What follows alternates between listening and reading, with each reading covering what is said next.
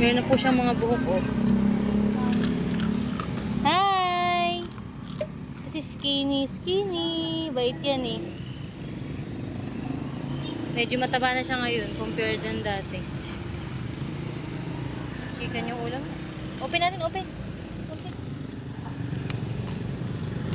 Wala kasi akong dalang pagkain, kaya binili ko lang siya ng rice. Tas chicken. Bye-bye!